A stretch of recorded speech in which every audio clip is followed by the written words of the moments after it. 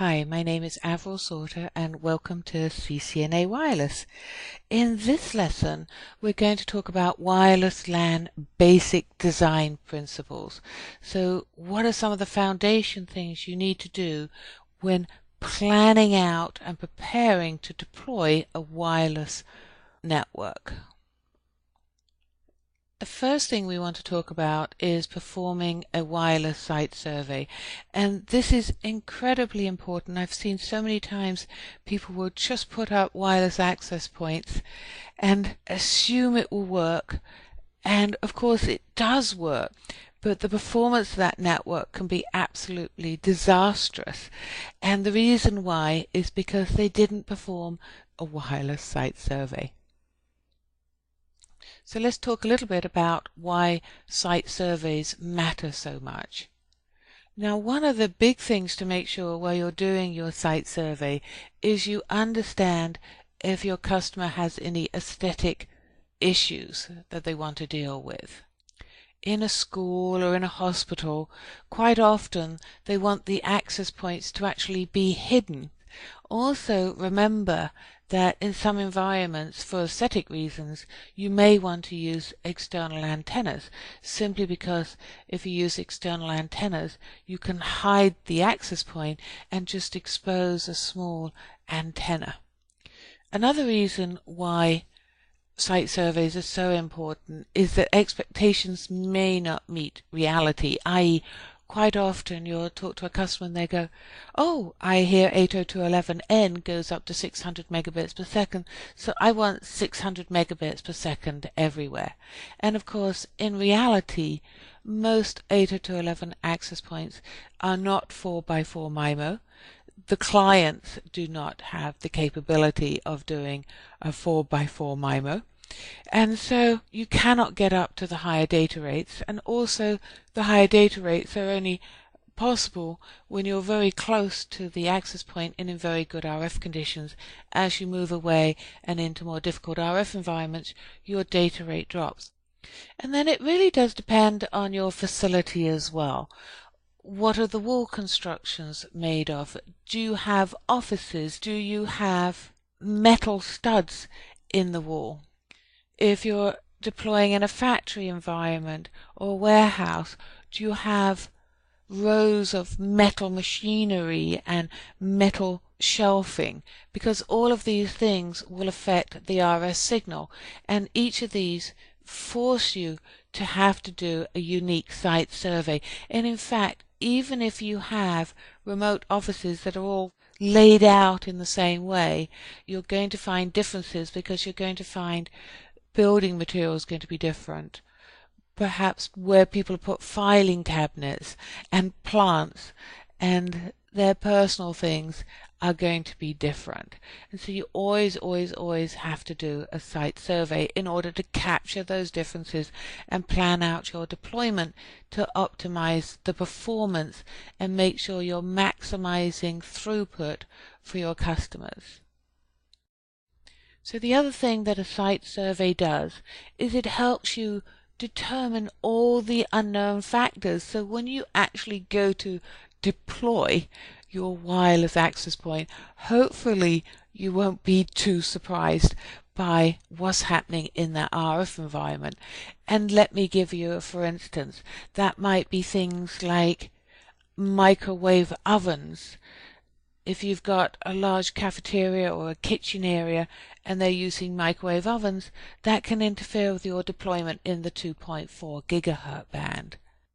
And so having that pre-site through a site survey helps you eliminate those factors which would otherwise be unknown. Now, one of the things that you always want to do on a site survey is take a floor plan with you. And you want to take the floor plan and you want to make sure that, first of all, that floor plan is accurate. So many times I've been into a business and been given a floor plan, been told it's accurate, and the very first thing I do is I walk the floor and look at the floor plan. And then as I'm walking around, I'll be noting things down on the floor plan. Where did I find sources of interference? Where is the microwave oven? Where are the things that may cause problems to RF?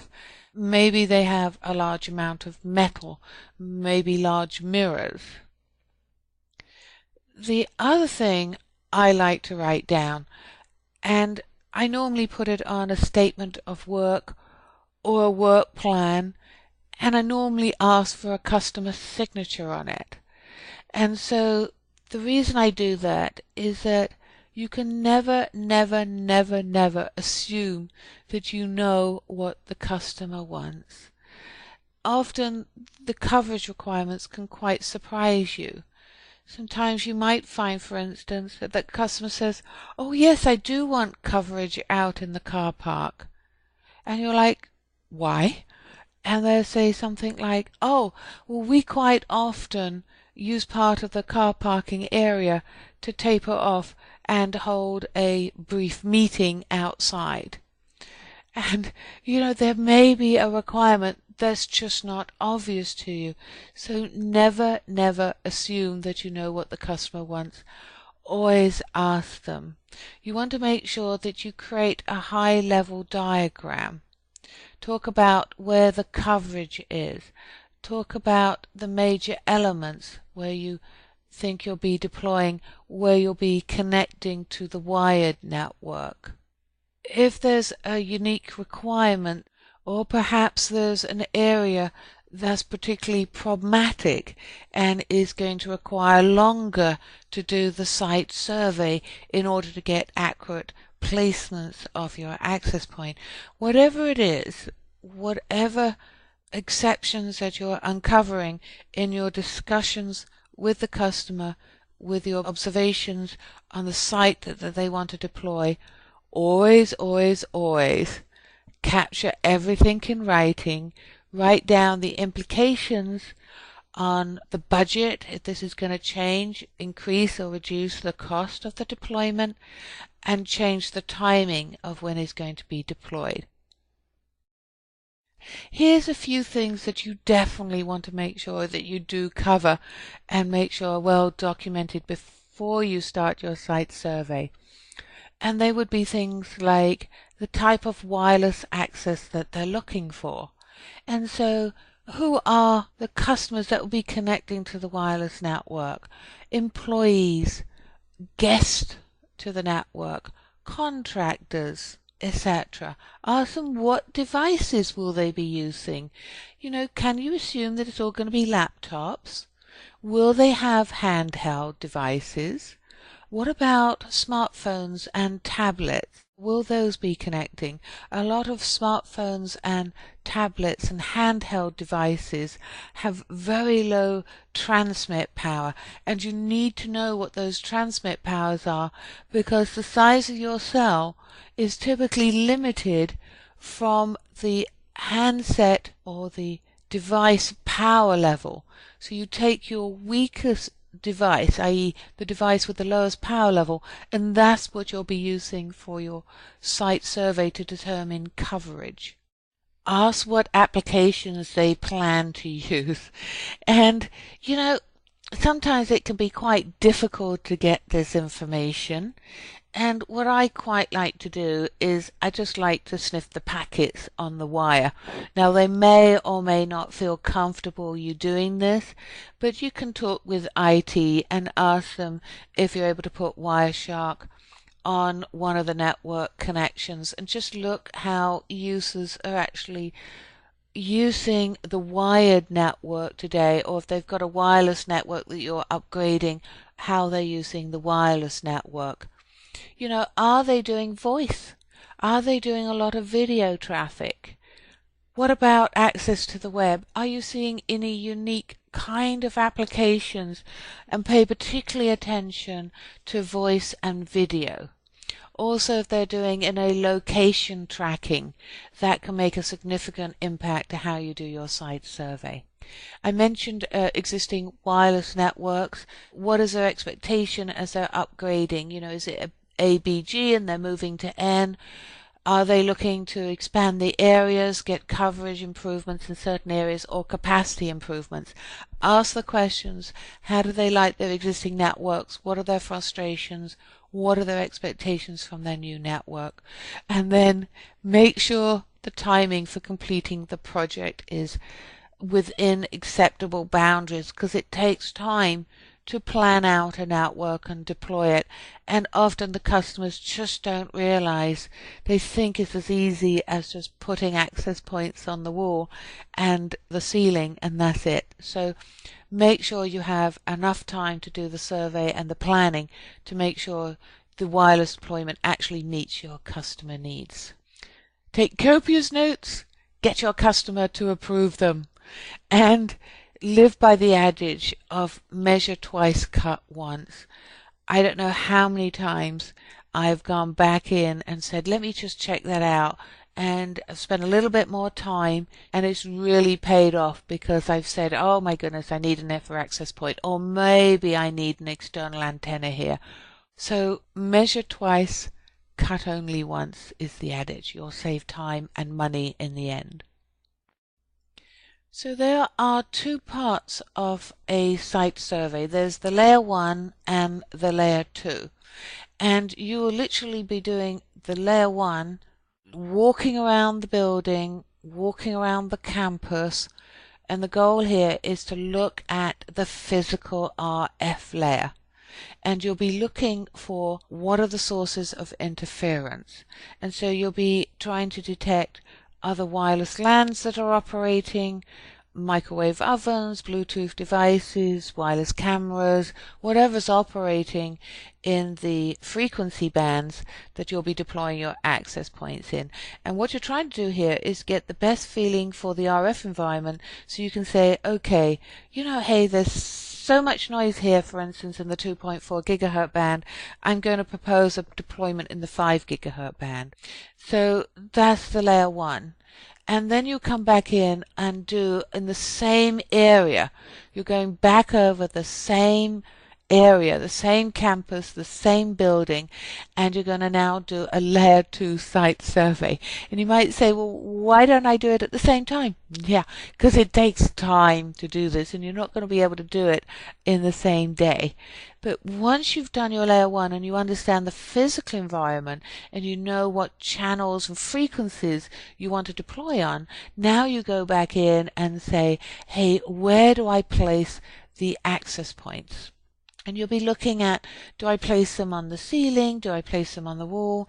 Do I use an omnidirectional antenna? Do I use a directional antenna? So you're placing your access points in a layer 2 site survey. So layer 1, looking at the physical layer.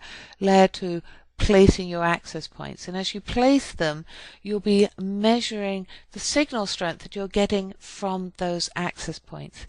A word of advice here, always do your layer 2 site surveys using the access points that you plan to deploy in your wireless network, because access points operate differently and you'll get different results if you do a site survey with one access point and then deploy with another one. So let's talk about conducting a layer 1 site survey. Now the goal here is to identify sources of interference, and you do that by getting a spectrum analyzer and analyzing the spectrum. And how you do that is you literally walk the area that you want coverage. So over here on the right you can see a picture of me at train signal, and I am walking around doing a layer 1 site survey. And so I have my laptop on the trolley and I have the Cisco Spectrum Expert tool running, and as I'm walking around I am looking at the graphs to say, okay, what kind of interference source am I getting? If I find an interference source, then I'm going to stop and I'm going to investigate it a little bit, capture that on my map of the location, and then I keep walking. And I want to walk at a pace which allows me to capture the information, so I don't want to walk too slowly and I don't want to walk too fast. Once I've finished walking the area and I've captured the data and I've identified the sources of interference, what I'm going to walk away with is a map showing the interference sources, what channels they were on, and what I'm trying to do here is to identify what channels in the 2.4 and the 5 gigahertz band have least interference, because that's what I'm going to deploy my access points in those areas. To resolve interference problems, well, the easiest way is to say, if I've got interference in this part of the band, I'll deploy my access points in a different part of the band.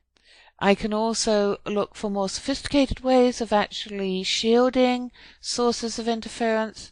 That is possible, but can turn out to be rather expensive. So it depends on the degree of interference whether or not I need to do that. I can also have a conversation with the customer about potentially turning off the interference source. Now there are several ways of doing a Layer 2 site survey. This one is perhaps the most common, and I'll call it an AP on a stick approach. Is a common term that you use with it.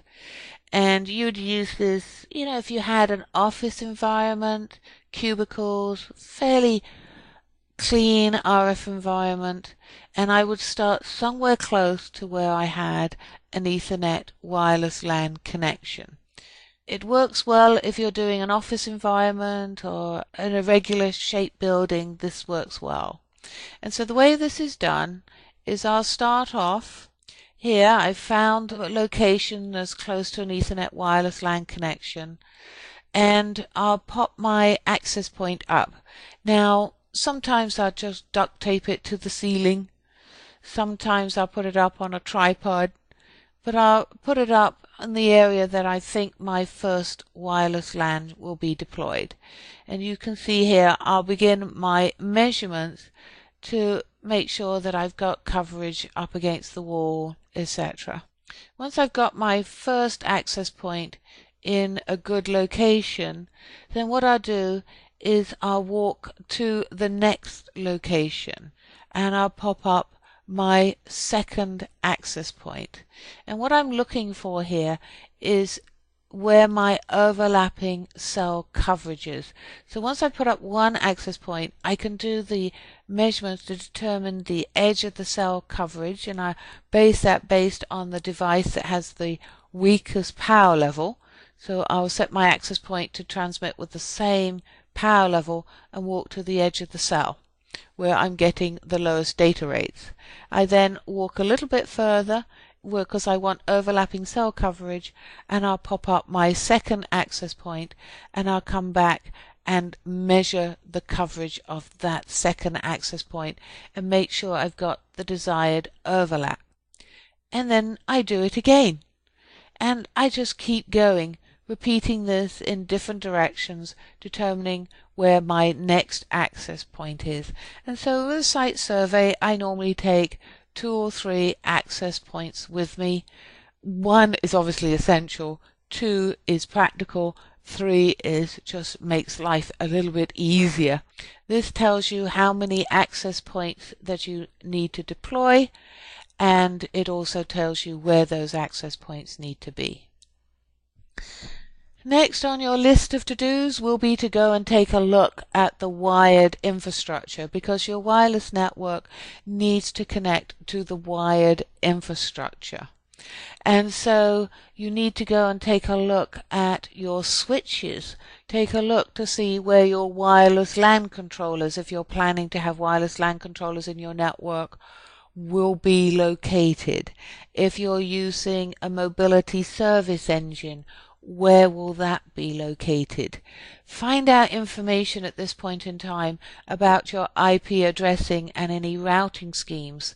This will start you planning out your IP subnetworks, your VLANs, etc. Take a look at what security systems they're using. They may have external radius servers, DHCP servers, DNS servers that you might need to connect to, or they may have none of that, and so you may need to be considering that as part of your proposed deployment plan.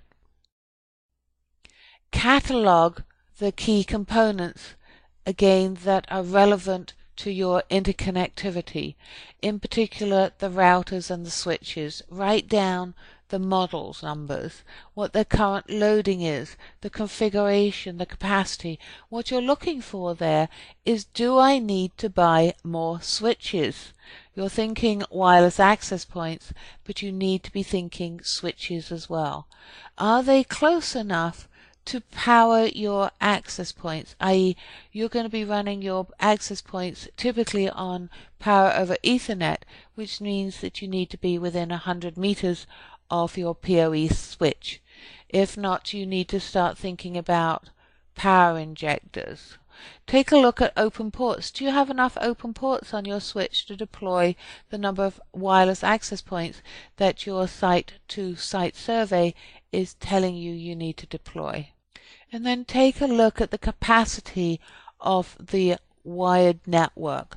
I've quite often seen people deploying 802.11n access points, which theoretically gets you up to 600 megabits per second, but more commonly you're going to see 100, 150 megabits per second, and they're connecting them to fast Ethernet switches, and there's just not enough capacity, and they're going to have to upgrade their switching to support gigabit Ethernet connections to your access points.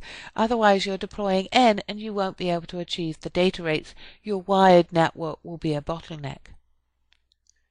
So now we've talked about how to do a site survey. Now we want to talk about the tools that you can use to help you design that wireless LAN and to help you optimize its deployment and its performance. This particular tool we're looking at here is NetStumbler, the same kind of thing. It's free, you can download it and run on your Windows 7 box. It also run on Vista and Windows XP if you have those. And what it does is it uses either your internal Wi-Fi card, or you can put in a Wi-Fi adapter onto your laptop and it will use that. And it just basically uses that radio to find and identify all the wireless LANs that are out there. What it's not good at is it doesn't define other sources of interference. So you're really not doing a scan of the RF environment, you're doing a scan of what access points are out there. It's also quite hard to do signal strength measurements to determine how much of a problem this is going to be.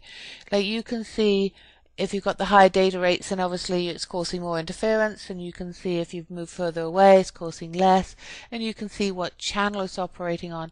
So it's providing valuable information, just not at the depth that you require to really plan out a wireless network. Now this is a very good tool. I use this one when I am doing conferences because it's a really nice tool. It's really easy to understand. It's Insider. You can download it. I'd recommend you use an external wireless adapter rather than using the wireless adapter you have that's integrated into your laptop. The reason why an external adapter is better is because it provides more consistent results. And you can see here it's got a list of the access points that is found, but not only will it give you the access points and the signal strength, it'll also give you other sources of interference. This is a Cisco tool, and this is pretty expensive. When I say pretty expensive, you're going from free software with maybe you buy an external wireless adapter that costs you $100 or $200 to a few $1,000s. And so this is a pretty expensive tool. So this one here is a card bus design, and so you can see in the picture here it has a card bus that slots into the laptop, and then you run that up through an antenna which you just pin to the top of your laptop, and then you walk around doing your site survey.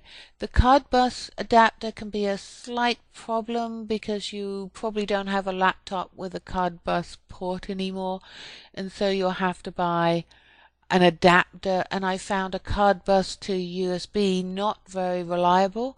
So what I've done is done a card bus to a mini PCM CIA card, and then I found an older laptop that will support a mini PCMCIA card, and this will be very good. It'll not only scan the frequencies that you want, it actually helps you detect the different devices. So it profiles the devices, it captures the MAC name, and so it really helps you actually detect and find sources of interference. The ear magnet Wi-Fi analyzer is also a very popular tool, and this is particularly interesting if you're doing an upgrade from a wireless network maybe to 802.11n, because this one will not only take a look at the RF environment, it will also start taking a look at some of the data that's going across a wired network, whereas the Cisco Spectrum Expert just looked at the layer 1 and captured tremendously detailed information. This one is not only capturing the physical layer, but is capturing the higher layers and showing you the data that's going through the network. So that can be very useful if you're wanting to know what kind of applications they're running on the network, how much video traffic, etc. is there, so you can better plan out your network. On this one is limited to the radios that are installed, so again I like to use this with an external wireless adapter. I think it's really worth investing into external wireless adapters, and some of the air magnet tools will actually say, oh, if you're using this adapter and you want to use some of the other tools such as the Air Magnet Survey Pro, it'll actually make the adjustment between that wireless LAN adapter and then your surveying tools. So again, here we're looking at things that are looking at the RF environment. Now, those tools help you with your Layer 1 site survey. There are some tools to help you with your Layer 2 site survey, and one of them is actually in the Cisco Wireless Control System. Now, in a previous module, I showed you how you can bring in maps and put access points on those maps and have those actually generate a coverage. And so you can use the Cisco Wireless Control System in planning mode to do that ahead of any wireless LAN deployment. Now bear in mind that this tool is really not as extensive as some of the tools that you might get, but if you're already investing in the wireless control system, this may be an option for you. But again, it has limited capabilities. So say for instance you can put in a boundary of a wall onto the map and plan out your propagation between that, but you can't put in cubicles and doors and obstacles and have your RF coverage predictively change based on those obstacles, whereas you can with other planning tools. Again, if you're already investing, this is a good tool to use. Somewhat limited on the planning, but still gives you an idea of where you should place your access points. So the way these tools work is you bring up the map, you put in your obstacles and your walls, etc., and then you put in the type of access points that you're planning to deploy, and it'll automatically generate the location for where the access point should be, and it will give you a heat map like you can see here that will show you the received signal strength and therefore the data rates that you can obtain in different parts. So where the hottest sign is, you'll get the higher data rates, and when it goes out to the cooler colors, then you'll reduce down the data rates. I personally, given the right budget, would use the Air Magnet Survey Pro tool over the Cisco Wireless Control System. And the reason is simply because it gives me better accuracy. And the reason it gives me better accuracy is because I'm able to put in more obstacles and have more flexibility at defining what those obstacles are. Now, of course, that requires me to go in and spend time putting in that plan, putting in the obstacles. So I find this really desirable if I'm in a complex RF environment. If I'm just doing it in an office area and it's fairly straightforward, I've got some surrounding walls and some cubicles and some offices, then just do it manually. You don't need to go to the expense and the time that these tools take. But if you have a complex environment where you have a mixture of different types of offices, different construction environments, some walls, some cubes, some offices in the middle, etc., or maybe a warehousing environment, factory environment, then it can be worthwhile to go in and actually simulate the environment. Also, this gives you a really nice output with lots of heat maps which you can show to your customer, and your customer may not understand the technical complexity of what you're showing them, but it gives them a warm and fuzzy feeling that you've done an effective plan and that this is really going to work. And it can facilitate conversations like, hey, I can give you coverage here, but if you need coverage here, we're going to have to deploy some extra access points and there's a cost to that. Or, hey, look, we can deploy like this, but in these areas you're going to get lower data rates. Is that going to be a problem? Or, hey, in conference areas where people aggregate, I've made sure that we've got the highest data rates available. So you can plan it out and actually have those conversations with your customer. And I've found if you spend the time accurately putting in the obstacles, the wall construction, and you get it accurate, these plans can predict very close to what you actually have to deploy. It can never ever ever replace the need to do a layer 1 and a layer 2 site survey, but it can really save you a lot of time. And always what I do is when I do my layer 2 site survey, I'll go back and tune the model to actually reflect what I've measured when I was out on site doing a layer 2, and that way I have an accurate model going forward should the customer come back and say, hey Avril, I know I told you this, but I now have a new requirement. I know I told you I wasn't going to do voice, but now I want to do voice, and I can go back in and tweak the model. So I always calibrate it to my field results afterwards. Well worth the time. And by the way, the Ear Magnet Site Survey Pro tool will actually allow you to extract that into your wireless control system.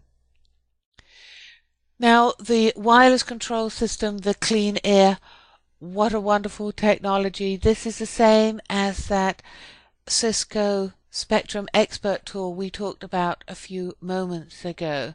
This one here, the access point, will actually sniff out over the air and do exactly the same as my laptop with the Cisco Spectrum Expert tool in it. And so I can measure the air quality, measure interfering sources, report on interfering sources, and then I can use that information to adapt the configuration of my access points accordingly, or I can go out and turn off rogue access points or find sources of interference. So what a wonderful technology to have taken from the walk around tool and now integrating it into the access points, which means that I can investigate and look at the RF environment as I need it. And if I'm dealing in an RF environment, I can do it on a consistent basis throughout the day. So to finish up our conversation on tools is a conversation about Wireshark. Most people that have worked in IT for a while are very familiar with Wireshark. That's if you've worked on the networking side of IT, because it's a very common tool. It's free, and you can go in and you can sniff the wired networks. And so you can look at traffic that's coming from a host environment, and so you can see TCP packet, HTTP packets, you can see if Skype's being used, etc. And here's a picture of Wireshark over here on the right. I have personally bought the EarPCAP tool, which you do have to pay, and if you're buying it to operate in the 2.4 and the 500 gigahertz band, it costs several $100s. but it does then integrate into the Wireshark. So if you're familiar with Wireshark, you can use the same GUI, the same filtering mechanisms, and the only difference is instead of seeing packets which are over a wire, you're now seeing those packets over the air. So you can see beacon frames, authentication frames, data frames, acknowledgements, and so you can see the data that's going over your 802.11 Wi-Fi network.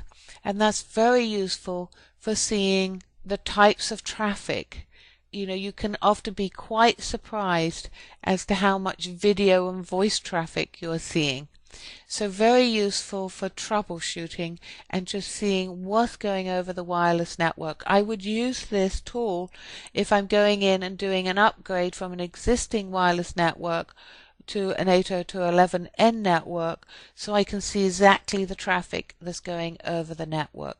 And again, before you sniff the wireless network, it's always a polite thing to do to check with your customer and let them know you're doing that and the reason you're doing that, and assure them that you're not using any of the data that you're seeing for any other purpose than for deployment of the wireless network. Now, we've gone through a bunch of tools.